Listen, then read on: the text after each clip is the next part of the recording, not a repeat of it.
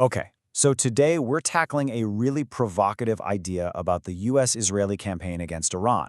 We're going to dive into a source that argues what we're all seeing, well, it isn't just a simple reaction to what's happening now. The argument is that this is actually the final phase of a much older, much bigger strategic plan. So the big question is, what's the real goal here? Let's break it down.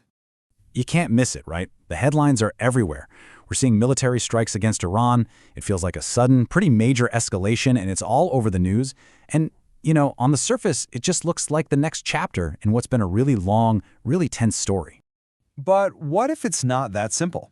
The source we're looking at today poses a really critical question. Is this truly about preventing Iran from getting a nuclear bomb? Or is that just the public story, the justification that's hiding a much, much deeper agenda? So that very question leads us right into our first section. We're going to look beyond the bombs. So right out of the gate, this source makes a really bold claim. It's arguing that what we're all watching unfold, it isn't just a few retaliatory strikes. No, it's potentially the grand finale of a project that's been in the works for decades, a project aimed at, and this is key, the complete dismantling of the Iranian state. And we're not just talking about the government, but its entire political and social structure. Okay, so if that's the hidden goal they're talking about, then what have we been told all these years? Let's look at the public justification. For decades, really for as long as most of us have been paying attention, the official reason for everything, sanctions, political pressure, military threats, it's always come back to one thing: Iran's nuclear program. The whole narrative has been about stopping them from building a bomb. But this is where it gets really interesting. According to this analysis, that constant focus on the nuclear threat has basically been a smokescreen. The source calls it, and I'm quoting directly here, rhetorical camouflage for a deeper agenda. In other words, a convenient cover story. And you can actually see how the story changed over time. The source points out that once the nuclear program was, somewhat contained by sanctions and inspections, the goalposts suddenly moved. The justification pivoted. All of a sudden, the big issue was Iran's ballistic missile program, which is a much, much broader target when you think about it. And this is absolutely crucial. You have to look at how this shift is seen from Iran's perspective. To them, their missile program isn't an offensive threat. It's the core of their national defense.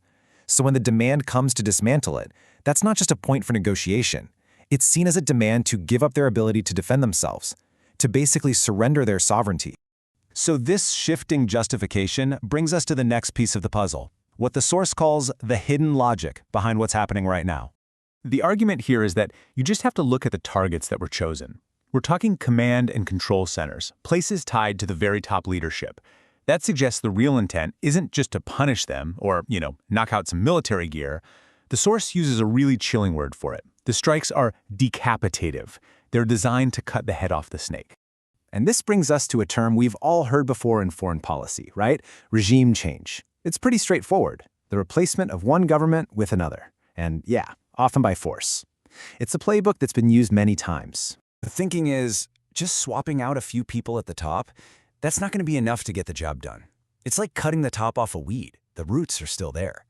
And here, the idea is that the ideology's roots run so deep that the ambition has to go way, way deeper than just the leadership.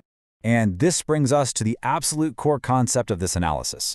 The term the source uses is total regime replacement. Now, this is not just about changing who sits in the presidential palace. This is about re-engineering an entire society. We're talking about altering the religious networks, the school systems, the social institutions, the whole shebang. The goal is to make it structurally impossible for the current ideology to ever make a comeback. And this comparison really lays it all out, nice and clear.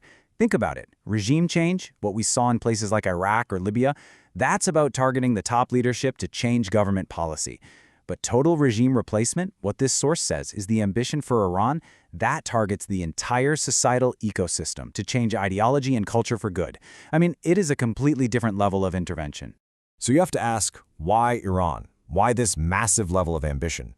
Well, the source breaks it down into a few key points. First, Iran isn't just seen as a military threat, but as a deep ideological threat to Israel. It also stands as this defiant model of Islamic political power that just hasn't bent to Western pressure. And maybe most importantly for today's geopolitics, it's a critical partner for both Russia and China right in the heart of the Middle East. And to make this a little more concrete, the source points to what happened in Venezuela. When Venezuela's government defied U.S. interests, what happened? Its leadership was targeted, and its valuable oil resources were effectively seized. The argument is that it's a similar playbook here. If you align with geopolitical rivals like Russia and China, you become a target. And there's always the prize of controlling strategic resources. Which brings us to our final, and maybe most important section. If this really is the strategy, what's the potential fallout? What happens when you try something this big, this aggressive? What's the price of fire? Well, the source lists some pretty serious potential for blowback. For one, instead of weakening the regime, an attack from the outside could actually have the opposite effect. It could rally people around the flag and strengthen nationalist feelings. It could actually pour gasoline on the very ideological fire it's trying to put out. And on the world stage, it could drive Iran, Russia, and China into an even tighter alliance, not to mention risking just massive long-term chaos across the whole region. Plus, those Gulf states that host U.S. bases, they suddenly become targets themselves. And if you want a history lesson on this, the source points to a really powerful, really recent example: Afghanistan. The U.S. spent 2 decades and literally trillions of dollars trying to completely remake that society from the ground up. And what was the end result? The very same group that was kicked out of power in 2001 is back in charge today. A pretty sobering thought. So all of this leads to one final and kind of haunting question. When you have this many moving parts, this many dominoes that could fall in unexpected ways, can an escalation this massive and complex ever be perfectly controlled? Can you really choreograph something like this without it spinning out of control? And that really leaves us with these sources' final, powerful thought. It's a warning, really, a lesson from history that these huge, grand plans to remake other countries, they almost never go the way you expect. Because, as the source so perfectly puts it, fire, once lit, does not obey its architects.